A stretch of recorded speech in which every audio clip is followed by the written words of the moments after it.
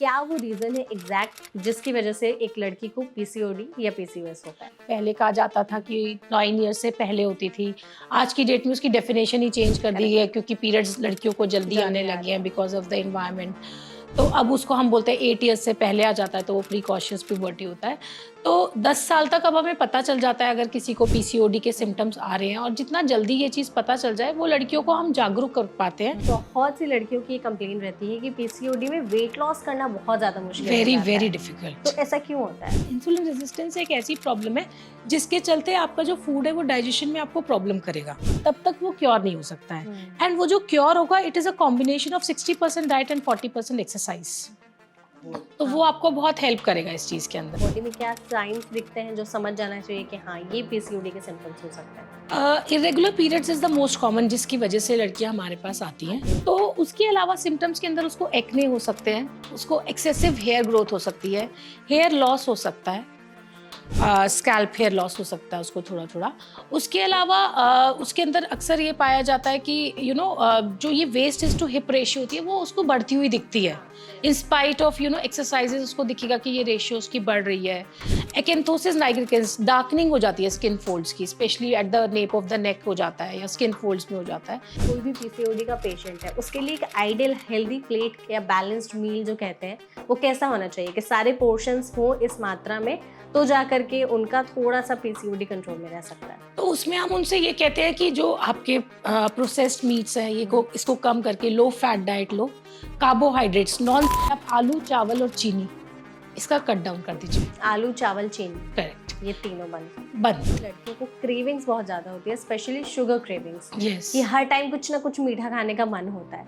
तो ये जो शुगर क्रेविंग्स है पीसीओएस के पेशेंट्स में, इनको कैसे रिप्लेस किया जा सकता है हेल्दी ऑल्टरनेटिव से? तो आई ऑलवेज टेल देम कि यू कैन हैव, जैसे ग्रीक योगर्ट आप ले लो, you can have Greek yogurt. उसके अलावा यू कैन हैव जैसे मैंने कॉटेज चीज़ की बात करी। उसके अलावा आप फ्रूट्स ले लो। फ्रूट्स अगर आप प्रोटीन्स के साथ कंबाइन कर दोगे तो that will again help you कि आपकी क्रेविंग्स कम हो जाएंगी उस टाइम पे, when fruits are combined with proteins. कौन से एग्जैक्ट वो फ्रूट हैं जो वो खा सकते हैं, जो नहीं खा सकते हैं? जी, जैसे मैंने अभी आपको बताया था कि berries, apples and pears, they are the good fruits. उसके अलावा bananas they can have in moderate quantity, ऐसा कोई उसमें इशू नहीं है। अब जैसे मैंगो का सीजन चल रहा है, सबसे डिफिकल्ट सीजन होता है ये पीसीओडी पेशेंट्स के लिए, बट हाई ग्लाइसेमिक इंडेक्स के जैसे फ्रूट्स होते हैं, जैसे वाटरमेलन हो गया या पाइनएप्पल हो गया, इनको आपको थोड़ा सा अवॉइड कर लेना है। 5 सुपर फूड्स जो पीसीओएस पेशेंट्स के लिए बहुत ही ज्यादा अच्छे होते हैं और उन्हें अपनी डाइट में इंक्लूड करना ही चाहिए, तो वो कौन से होंगे? I think berries, number 1, nuts and seeds, nuts and seeds, legumes, which includes lentils also, okay, salmon is fish, yeah, ठीक है, and green leafy vegetables.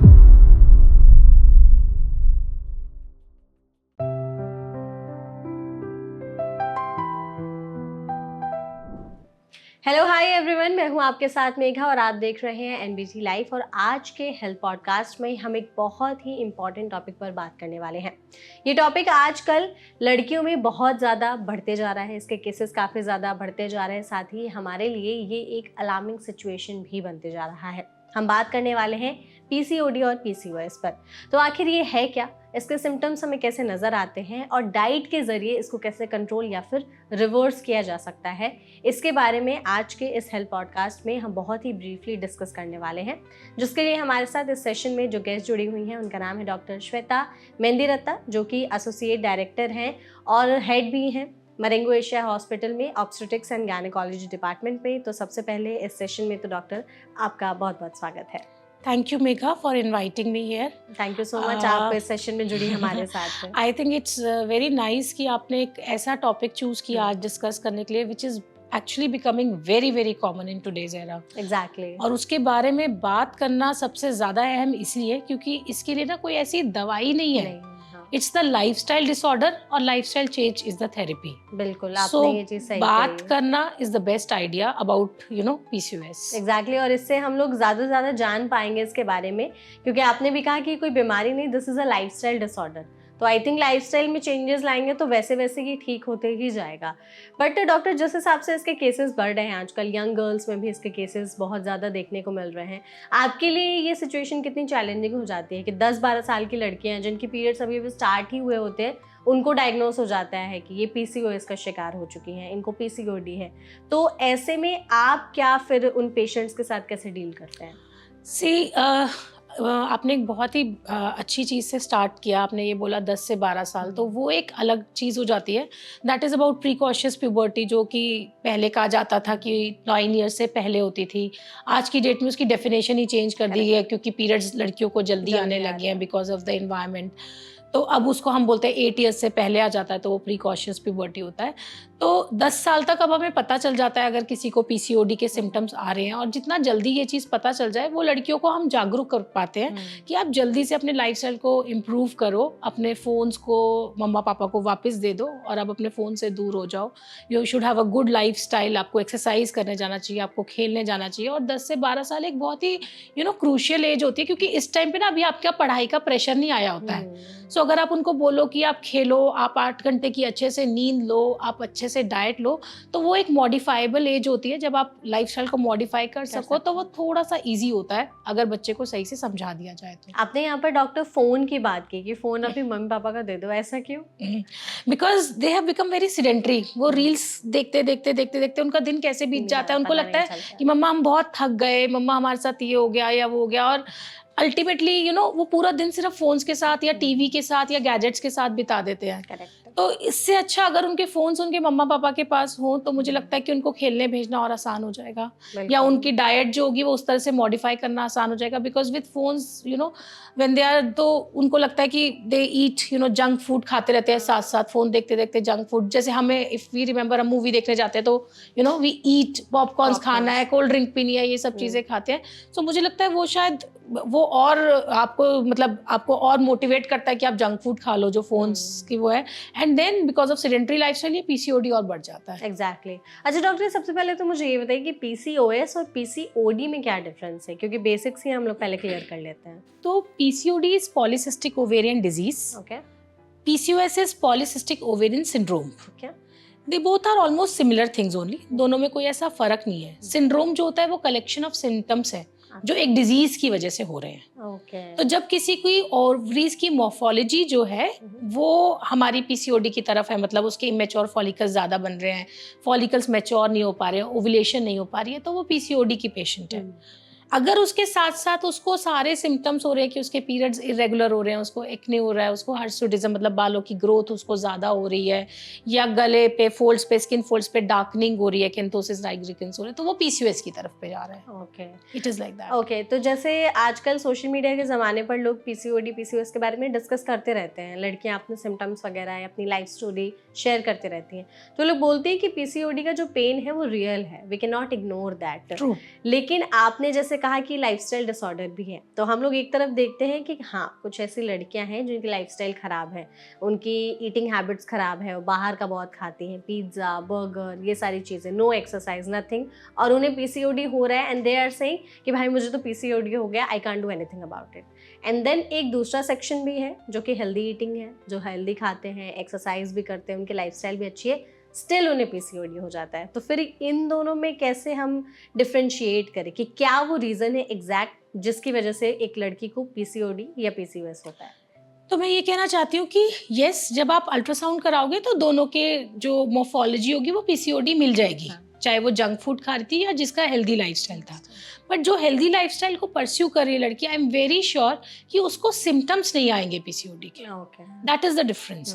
अगर उसको पीसीओडी ओवेरियन मॉर्फोलॉजी में है भी, तो उसको इरेगुलर पीरियड्स नहीं हो रहे होंगे, उसको बाल की ग्रोथ ज़्यादा नहीं हो रही होगी, उसको एक्ने ज़्यादा नहीं बन रहे होंगे, तो वो जितना अपने आप को मोटिवेटेड रखेगी टुवर्ड्स हेल्दी स्नैकिंग या टुवर्ड्स, उसको ये पता होगा कि उसको एक्सरसाइजेज रेगुलरली करनी है, तो आई एम वेरी श्योर उसको ये सिम्टम्स नहीं आ सकते। ओके। तो जैसे लाइफस्टाइल डिसऑर्डर में ही हमने बात की, तो वैसे कौन से फैक्टर्स हैं जो किसी भी लड़की को पीसीओडी की तरफ धकेल रहे हैं कि हाँ, आप अपनी लाइफस्टाइल में ये गलतियां कर रही हैं, इस वजह से आप पीसीओडी का शिकार हो रही हैं? सो जैसे कि मैंने बोला, द मोस्ट कॉमन हम सबका जो सिडेंटरी लाइफस्टाइल हो गया है, वो सबसे ज़्यादा है कि हम अपने ऑफिस में जाते हैं, तो ऑफिस में जाकर के एक जगह पे बैठ जाते हैं, तो हम बैठ जाते हैं। We have so many house helps, है ना, तो हम कहते हैं दीदी पानी ला दो, दीदी वो ला दो। तो हमारे बच्चे जब घर में अकेले होते, because all of us are working, so हमारे बच्चे भी जब घर में दे आर एट होम, तो उनको जैसे मम्मी को आदत है अपना काम करवाने की, तो बच्चे भी शुरुआत से क्या करते हैं, वो बोलते हैं कि दीदी ये ला करके दे दो, खाने में ये दे दो, या वो बोलेंगे दीदी मुझे जंक खाना है, तो दीदी किसी भी तरह से वो करेंगी ताकि बच्चे उनको तंग ना करे, या बच्चे उनको ये ना कहे कि दीदी बना के दे, वो भी ऑर्डर कर देते हैं। I think Zomato and Swiggy apps जो है, I think we can remove that. या सो मुझे लगता है कि जो बाहर से खाना हम लोग मंगवाते रहते हैं घर के अंदर फ्रिक्वेंटली हम लोग करते हैं, तो वो भी घर बैठे बैठे ही खाया, आपको जाना है जा करके आप खाओ, and then you can have a good walk. और बाहर भी जब आप जा रहे हो तो जंक फूड आप मत खाओ, you can have more of healthy non starchy foods खा सकते हो आप जो आपके जो होल ग्रेन्स हैं उनको आप ज़्यादा ले सकते हो when you are having food outside. You can have more of lean proteins in your diet rather than processed meats मत खाइए आप जो प्रिजर्व्ड फूड्स हैं वो मत खाइए आप। सो ये सब चीज़ों को अगर आप प्रिवेंट कर लोगे तो I think you are in a better lifestyle. Okay, तो मोस्टली ये खाने से ज़्यादा रिलेटेड है, लेकिन जैसे अगर किसी को पीसीओडी डायग्नोस हो जाता है तो वो सोचते हैं कि चलो ठीक है हम अपनी लाइफस्टाइल को बेटर करते हैं, खाने की चीज़ों में मतलब खाने के हैबिट्स में चेंजेस लाते हैं, एक्सरसाइज करते हैं, लेकिन इस दौरान बहुत सी लड़कियों की कंप्लेन रहती है कि पीसीओडी में वेट लॉस करना बहुत ज़्यादा मुश्किल है, वेरी वेरी डिफिकल्ट। तो ऐसा क्यों होता है? It is because it is a disease in which there is insulin resistance. Okay. Insulin resistance एक ऐसी प्रॉब्लम है जिसके चलते आपका जो फूड है वो डाइजेशन में आपको प्रॉब्लम करेगा। तो जब किसी को भी इंसुलिन रेजिस्टेंस होता है तो पीसीओडी के पेशेंट का जो बेसिक प्रॉब्लम है, इसको जब तक हम ओवरकम नहीं करेंगे LH hyperplasia and insulin resistance को, तब तक वो क्योर नहीं हो सकता है। एंड वो जो क्योर होगा it is a combination of 60% diet and 40% exercise. तो वो आपको बहुत हेल्प करेगा इस चीज़ के अंदर। तो डाइट के अंदर अगर मैं बात करूं तो जब वो they have more of lean proteins, they have more of fibres in their diet, they have more of जैसे जो फ्रूट्स होते हैं अपनी डाइट में, वो अगर फ्रूट्स को ज़्यादा वो बढ़ा लें, फ्रूट्स के अंदर दे can have more of berries, apples, they can have pairs. उन फ्रूट्स को खाएं जिनका ग्लाइसेमिक इंडेक्स जो है वो लो हो, कम हो, और धीरे धीरे वो आपको डाइजेस्ट करें ताकि आपकी जो क्रेविंग्स हैं, पीसीओडी में क्रेविंग्स बहुत ज़्यादा होती है, उन क्रेविंग्स को कंट्रोल करना बहुत डिफिकल्ट होता है। फिर उसके बाद जैसे कई लोग कहते हैं कि डेयरी प्रोडक्ट्स नहीं लेने चाहिए, तो जब डेयरी प्रोडक्ट्स की मैं बात करूँ तो आप लो फैट डेयरी प्रोडक्ट्स ले लीजिए, आप लैक्टोज रिड्यूस डेयरी प्रोडक्ट्स ले लीजिए, वो सब चीज़ें आपको हेल्प कर सकती हैं। तो इंसुलिन रेजिस्टेंस एंड एंड्रोजन जो है आपका जब बड़ा हुआ होता है, ये दोनों चीज़ें आपको पीसीओएस की तरफ ले जा रही होती हैं। इन दोनों को कंट्रोल करने के लिए हमारी जो डाइट है वो हमें हेल्प करेगी। ओके अच्छा डॉक्टर, अगर जैसे किसी को पीसीओडी के सिम्टम्स आ रहे हैं तो क्या होंगे, ऐसे बॉडी में क्या साइंस दिखते हैं जो समझ जाना चाहिए कि हाँ ये पीसीओडी के सिम्टम्स हो सकते हैं? Irregular periods is the most common जिसकी वजह से लड़कियां हमारे पास आती हैं। ठीक है, लेकिन जब आपने मुझसे अभी बात की थी कि 10 से 12 साल की लड़कियां जो होती है जिनका पीसीओडी आ जाता है, तो मैं उनको ये भी बताना चाहती हूँ पेरेंट्स को स्पेशली, क्योंकि वो बहुत घबरा जाते हैं जब ऐसी चीज़ उनके पास आती है।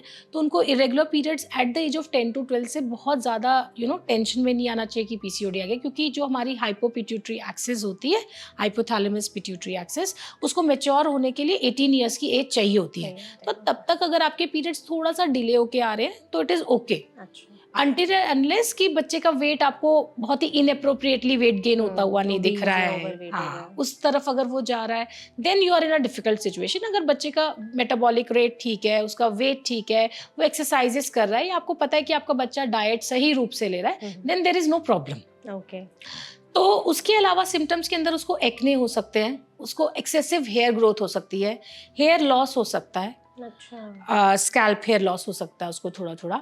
उसके अलावा उसके अंदर अक्सर ये पाया जाता है कि जो ये waist is to hip ratio होती है वो उसको बढ़ती हुई दिखती है, इन स्पाइट ऑफ एक्सरसाइजेस उसको दिखेगा कि ये रेशियो उसकी बढ़ रही है। एक्एंथोसिस नाइग्रिकेंस, डार्कनिंग हो जाती है स्किन फोल्ड्स की, specially at the nap of the neck हो जाता है या स्किन फोल्ड्स में हो जाता है।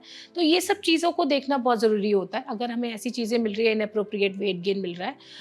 उसके अलावा उनके अंदर ना मूड स्विंग्स होते हैं, स्पेशली जब उनको एक बार ही पता चल जाता है पीसीओडी है, वो एक्सरसाइज भी कर रहे होते हैं, उनको दिखता है कि मेरा वेट लूज नहीं हो रहा, उनको क्रेविंग्स होते हैं, उसको कंट्रोल करते हुए उनको स्ट्रेस एंजाइटी वगैरह भी हो जाती है कि मैं इतना कुछ कर रही हूँ फिर भी मेरा वेट लूज नहीं हो रहा है। सो जब ये सब चीज़ों के साथ वो आते हैं, they are in a very difficult situation.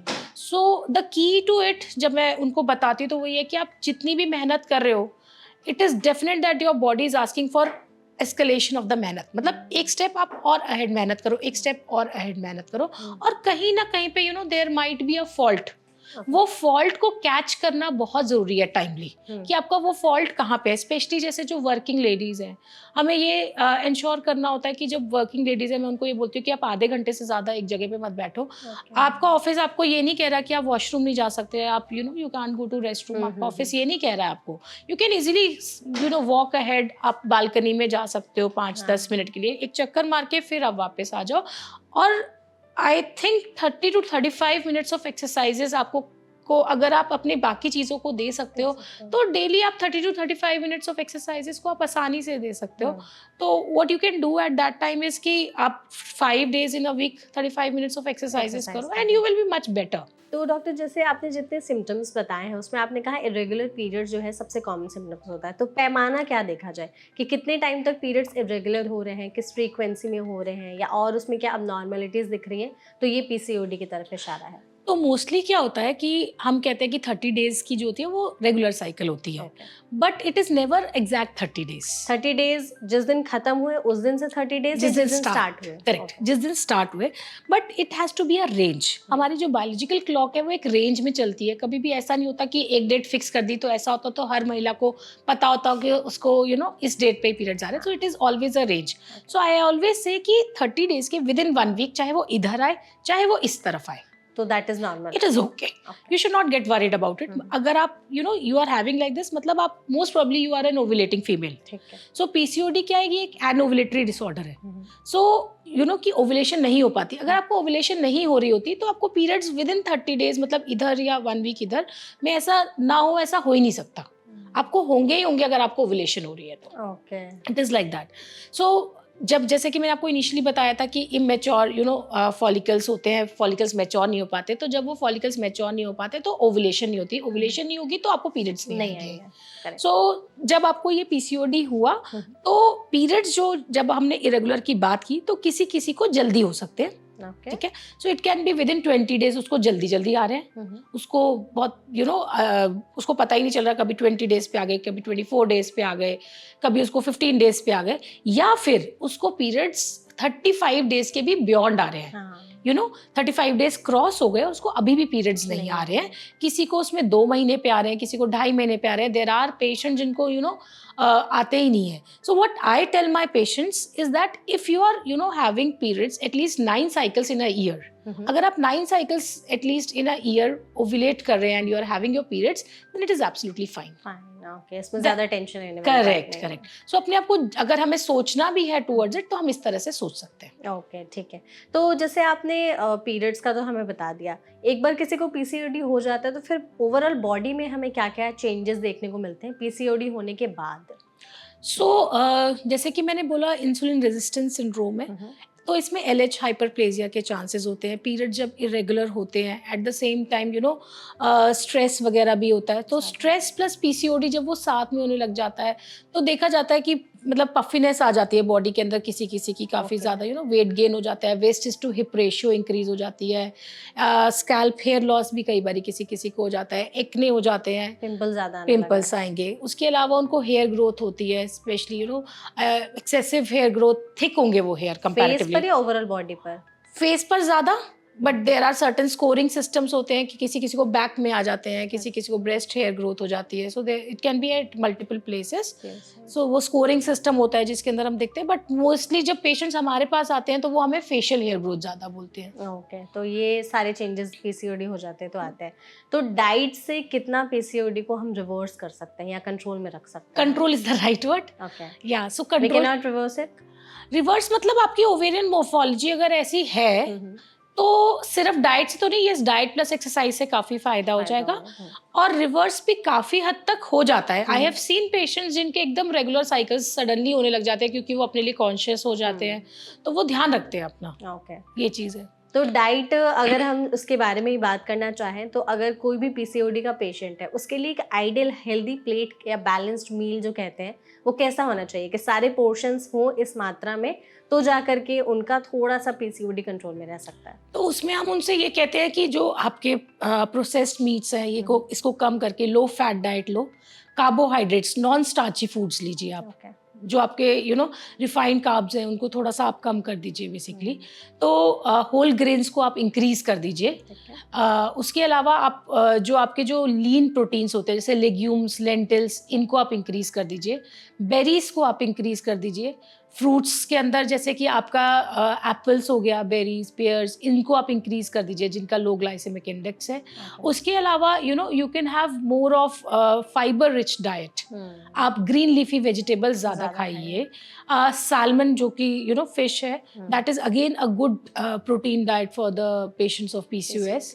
सो ये सब चीज़ों को अगर हम ज़्यादा लेते हैं, बेसिकली मैं उनसे कहती हूँ कि जब मैं पेशेंट लैंग्वेज में उनको समझाती हूँ तो मैं उनको ये समझाती हूँ कि आप आलू, चावल और चीनी इसका कट डाउन कर दीजिए। आलू, चावल, चीनी, करेक्ट, ये तीनों बंद। The moment you cut down this, और इनको जो मैंने चीज़ें बताई उनसे आप रिप्लेस कर दीजिए। You can have like cottage चीज़ आप ज़्यादा ले लीजिए, दैट विल हेल्प यू। सो आपके प्रोटीन्स भी चले जाएंगे तो that will always help you. तो इस तरह से आप कर सकते हैं। एंड होल ग्रेन्स जैसे मल्टीग्रेन ब्रेड्स आप यूज़ कीजिए rather than using white bread. You should use multigrain bread in your sandwiches भी अगर खाने का मन कर रहा है। सो वो ना रिप्लेसेबल होता है। जो चीज आपको, yes, so you should see कि आपकी बॉडी किस चीज को ज्यादा रिस्पॉन्ड कर रही है।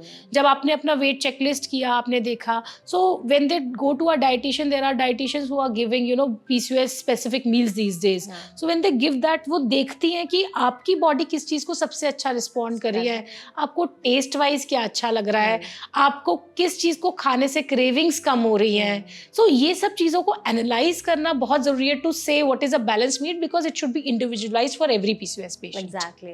डॉक्टर, आपने क्रेविंग्स की बात की, तो PCOS में मैंने देखा है कि लड़कियों को क्रेविंग्स बहुत ज़्यादा होती है, स्पेशली शुगर क्रेविंग्स। Yes. कि हर टाइम कुछ ना कुछ मीठा खाने का मन होता है।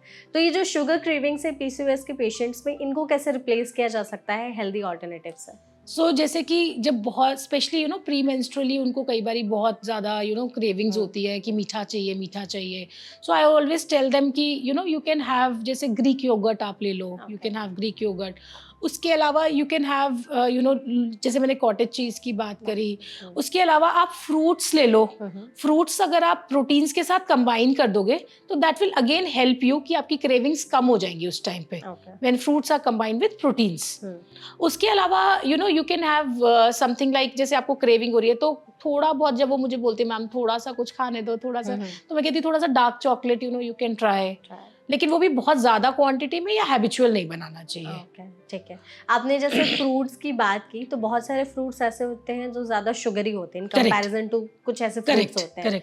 तो फूड का सिलेक्शन फिर कितना इंपॉर्टेंट है PCOS पेशेंट्स के लिए, और कौन से एग्जैक्ट वो फ्रूट हैं जो वो खा सकते हैं, जो नहीं खा सकते हैं? जी, जैसे मैंने अभी आपको बताया था कि berries, apples and pears, they are the good fruits. उसके अलावा bananas they can have in moderate quantity, ऐसा कोई उसमें इशू नहीं है। अब जैसे मैंगो का सीजन चल रहा है, सबसे डिफिकल्ट सीजन होता है ये PCOD पेशेंट्स के लिए, तो मैं कहती हूँ मॉडरेशन में थोड़ा सा खा लो, और जब आप मैंगो खा रहे हो उसको किसी प्रोटीन के साथ कंबाइन कर लो। तो मैंगो आपने स्मॉलर क्वांटिटी में ले लिया कि आपकी क्रेविंग भी की सटाइटी हो गई, एंड साइमल्टेनियसली आपने ग्रीक योगर्ट साथ में ले लिया या कुछ ऐसा ले लिया आपने, तो आपको सटाइटी हो जाएगी उस टाइम पे, प्रोटीन में मिल जाएगा। Yes yes, so always try it like this, combine कर लो उसको किसी चीज के साथ, तो आपको सटाइटी हो जाएगी। बट हाई ग्लाइसेमिक इंडेक्स के जैसे फ्रूट्स होते हैं, जैसे वाटरमेलन हो गया या पाइनएप्पल हो गया, इनको आपको थोड़ा सा अवॉइड कर लेना चाहिए। तो जैसे वाटरमेलन, पाइनएप्पल, आम, ये 3 चीजें वैसे हैं थोड़ा सा नीचे ले जाओ उसको अपनी डाइट के अंदर। बनाना है मॉडरेट अमाउंट में ले सकते हैं। यस यस, ठीक है। अच्छा, ये भी होता है कि उनको फास्ट फूड्स की क्रेविंग बहुत ज्यादा होती है, मतलब घर के खाने की तो क्रेविंग ऑलमोस्ट बहुत सारे लोगों को तो नहीं होती, नॉर्मल लोगों को भी।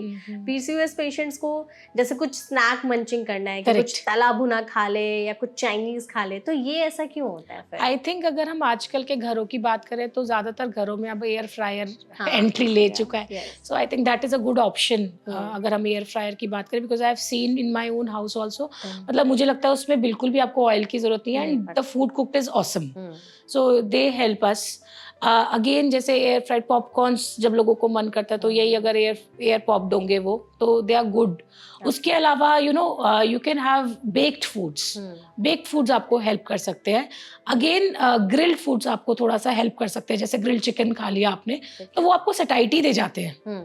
सो प्रोटीन्स को इस तरह से आपने खा लिया। देन अगर आपको जैसे बहुत ज़्यादा बर्गर खाने की सपोज आपको इच्छा हो रही है, then what you can do is कि आपने मल्टीग्रेन ब्रेड ले ली, है ना, मल्टीग्रेन ब्रेड, और आपने वेजिटेबल्स की जो आपको बीच में आपको वेजिटेबल्स की क्वांटिटी को आपने बढ़ा दिया rather than पोटैटो की आपने उसके बाइट ले लिए। So that's how you have to replace. तो वो I think with most of the girls today they have learned to replace it. Exactly. I think उन्होंने समझ लिया है कि उसको कैसे रिप्लेस करना है। इसमें जैसे कैफीन का भी रोल होता है। लोग कहते हैं कि जिसको पीसीओएस से कैफीन नहीं लेना चाहिए।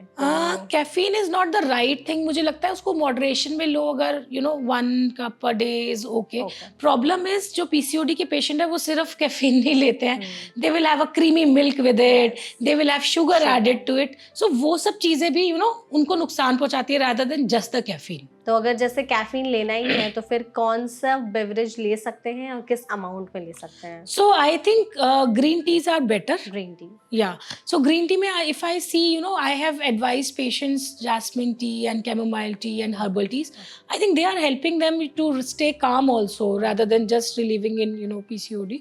तो काफी उनको फायदा हो रहा है इस चीज से।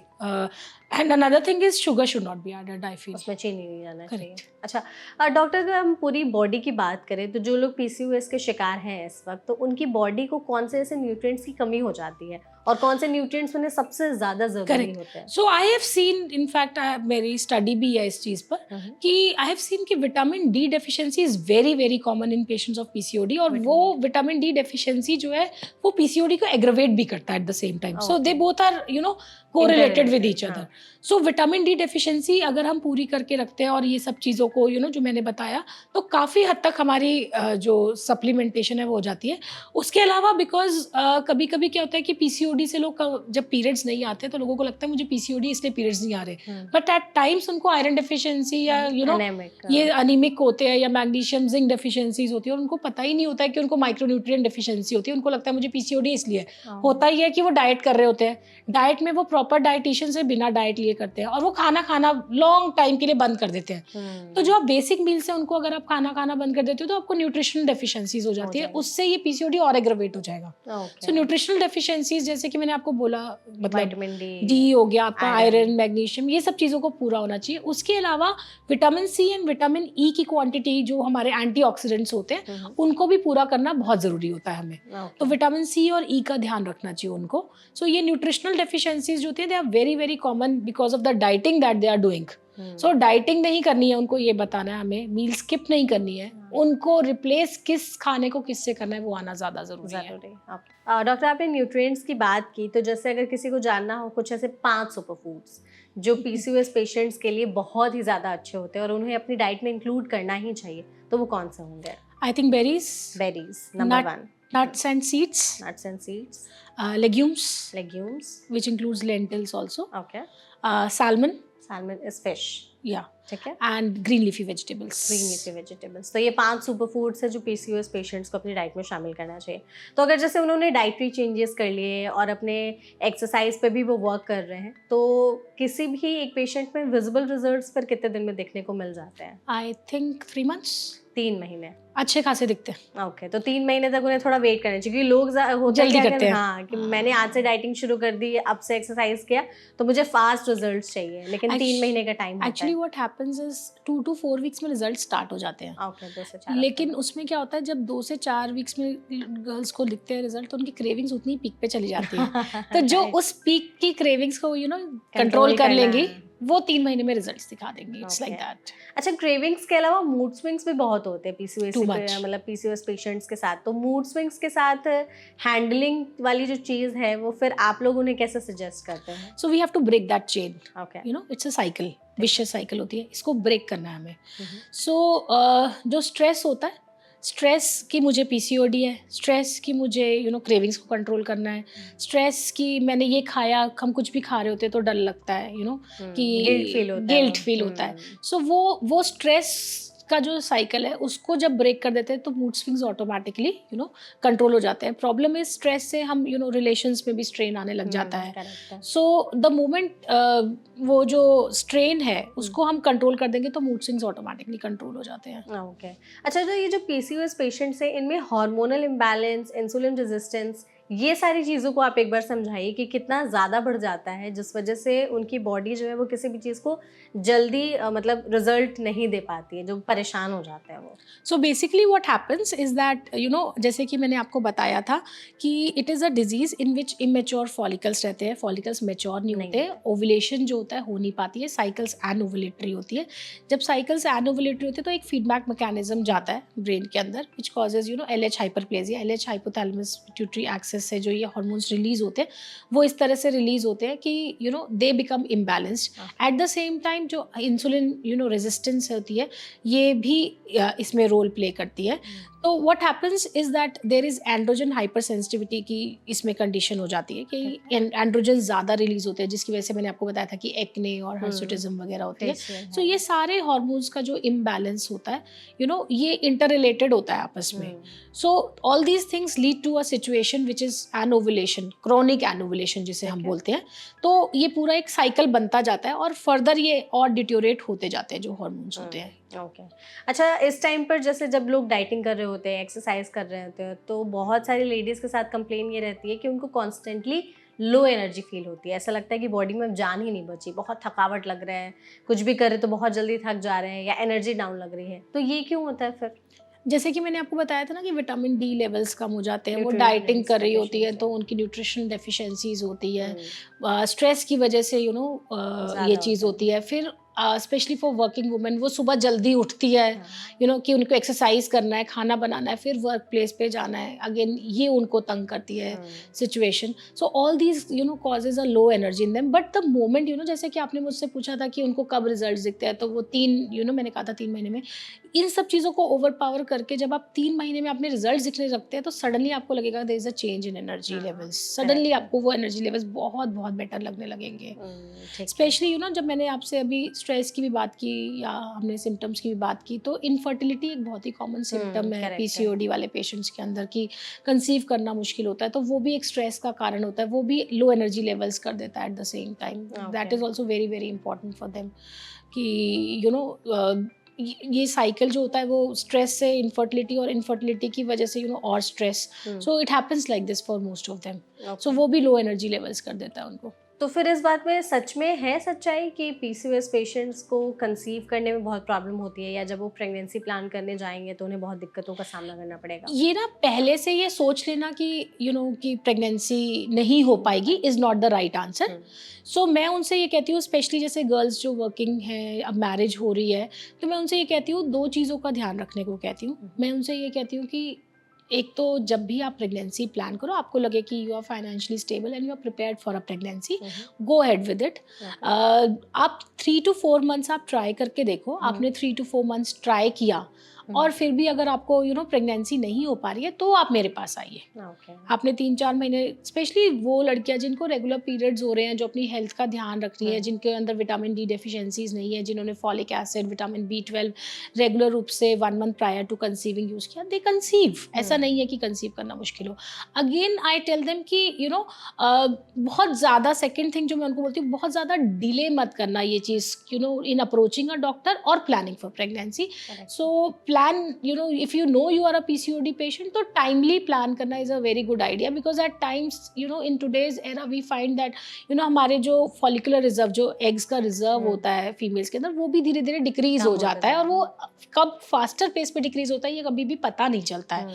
So it's always a good idea कि आप timely plan for a pregnancy. Okay, क्योंकि मोस्टली लोगों का यही सबसे बड़ा डर रहता है कि हमें PCOS हो गया तो प्रेगनेंसी में काफी ज्यादा दिक्कतें आएंगी. ये डर को रखना नहीं बस पहले से. Correct, right. क्योंकि वो आपको स्ट्रेस करके और प्रेग्नेंट होने से आपको रिफ्रेन कर रहा है. रादर अगर आप फ्रीली अगर आप ट्राई करते हो उसी प्रेगनेंसी के लिए, तो it becomes a little easy. Okay.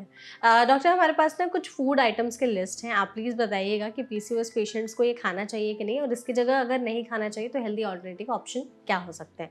सबसे पहले है white rice. White rice I would say no. No.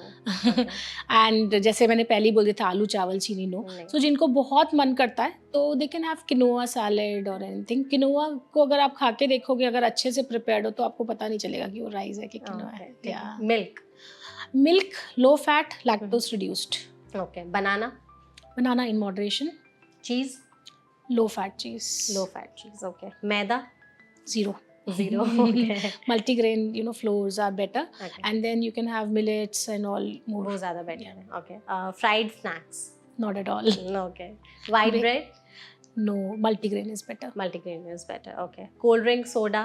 No, they can have, in fact, juices also I say no. No. So Okay. fruits is a better idea rather than fruit juices Okay. because वो fiber भी दे देगा साथ में. ठीक है. ये जो sugar free चीज़ें आती हैं, वो सारी चीज़ें खा सकते हैं या नहीं फिर? जो शुगर फ्री चीजें होती है वो मतलब मार्केट मेड और anything I would not recommend that. Packaged foods. या I would not recommend that. Okay. Coffee. In moderation, caffeine 1 to 2. और non-veg. Non-veg, processed meats no. And they can have lean meats. Okay. Lastly, जो सबसे ज़्यादा craving होती है, that is ice cream. Ice cream खा सकते हैं. आइसक्रीम के अंदर लो फैट मिल्क की घर में बना के अगर आप कुल्फी खा लो तो I think it's a better idea. Okay. अच्छा, तो जैसे हमने डाइट पे इतनी सारी बात की, जो पीसीओएस पेशेंट्स आपके पास आते हैं वो सबसे ज़्यादा क्या चैलेंजिंग चीज़ें लेकर के आते हैं जो उनके साथ हो रही होती है, जिसकी वजह से वो बहुत ज़्यादा परेशान हो रहे होते See, when they come in the initial phase, they are very receptive. They follow. हैं. जो आप कहते हो वो फॉलो भी करते हैं. Problem comes in the middle phase. मतलब उनको पहली बार में रिड्यूस हुआ, फिर उनकी क्रेविंग्स आई और उन्होंने फिर से अपनी लाइफस्टाइल को वापस से वैसा कर लिया. तो जब वो लाइफस्टाइल वापस खराब करते तो इस बार जब वो मेहनत करना शुरू करते हैं तो उनको फायदा लगता है मुझे नहीं हो रहा है. But that is not the answer. The challenge is कि आप जो भी आप वेट रिड्यूस करने की कोशिश करते हो, मैं उनसे कहती हूँ कि आपका 10% भी अगर उसका वेट रिड्यूस हो रहा है तो you will come back to it. So अपने आप को ये मत सोचो कि आज अगर मेरा वेट एक्स है तो कल मैं हाफ ऑफ एक्स हो जाऊंगी, है ना. So it has to be very very slow, it has to be in moderation and your body should be receptive to the changes. Exactly. ये ऐसा नहीं कि एक बार तुरंत कर लिया फिर वापस से बैक टू वैसे आ गए तो दिक्कत हो जाती है. And every time you do the exercise, आप जो भी ये पूरा डाइट का या एक्सरसाइजेस का रूटीन लाते हो तो वो हर बारी एस्केलेशन ऑफ द स्टेप होता है. एक स्टेप अहेड आपको करना है. Okay. And don't you think that this is becoming a new normal? पहले नॉर्मल हमारे लिए क्या था कि हम एक्सरसाइज कर रहे हैं, क्लीन फूड खा रहे हैं, अच्छे तरीके से अपने लाइफस्टाइल को रख रहे हैं. अब नॉर्मल है कि हम एक्सरसाइज नहीं करते हैं, अच्छा खाना भी नहीं खाते हैं. तो अगर कोई एक्सरसाइज कर रहा होता है तो बोला जाता है अच्छा तुम एक्सरसाइज कर रही हो, तुम्हें कोई प्रॉब्लम तो नहीं, यू आर इन डाइटिंग, तुम्हें कोई प्रॉब्लम तो नहीं. तो मतलब हमारे लिए चीज़ें इतनी एक्सेसिबल हो गई हैं आज के टाइम पे. जो आप जंक फूड्स की बात कर रहे थे या ऐसे ऐप्स हैं कि 15 मिनट में 20 मिनट में हमारे पास कुछ भी खाना आ जा रहा है, हमें पता भी नहीं है कि उस खाने की कंडीशन क्या है, वो किस तरीके से बनाया गया है. तो वो सारी चीज़ें आई गेस ज़्यादा अफेक्ट कर रही है. और इसी वजह से क्या ये सबसे बड़ा रीज़न है कि पीसीओएस के केसेस आजकल जो मेट्रोपॉलिटन सिटीज़ हैं उनमें ज़्यादा देखे जा रही हैं.